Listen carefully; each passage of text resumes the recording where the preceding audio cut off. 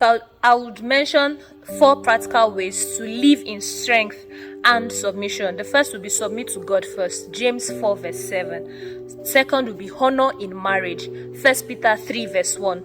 The third will be use your strength with discernment, Exodus 14 verse 14.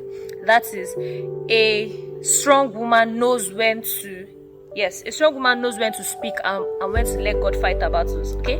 Then the fourth will be lead with humility, Philippians 2 verse 3. So chapter 4 will be going on in the book. We'll be taking on different women in the Bible, and we'll be showing how they were called for more years. Okay. So chapter 4 we're talking about Esther, which is courage and divine positioning. So life is full of moments that seem ordinary, but are actually divine opportunities in disguise. Because a lot of times, we might just feel like, this thing just happened casually, or this thing just happened out of the blues.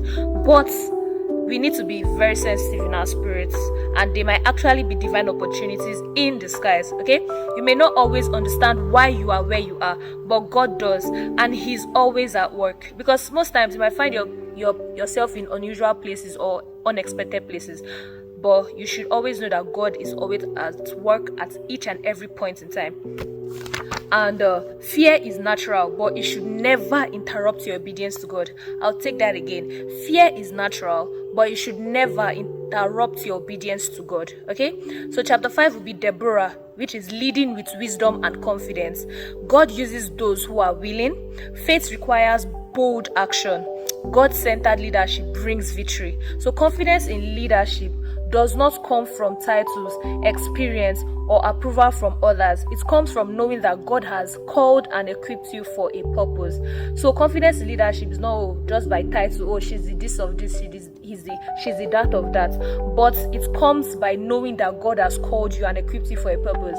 So your confidence in your leadership, no matter wherever you find yourself, in your local church, in your home, in your school, your confidence in leadership should come from the fact that, you know that God has called you and He has called you for a specific purpose. That's where your confidence should come from.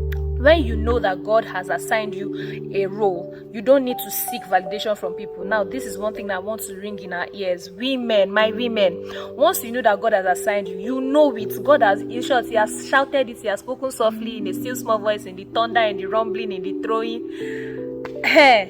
Once you know and you are sure in your heart, you are convinced, you don't need validation from any man. You don't need validation from any person at all. Okay? So let's have this in mind.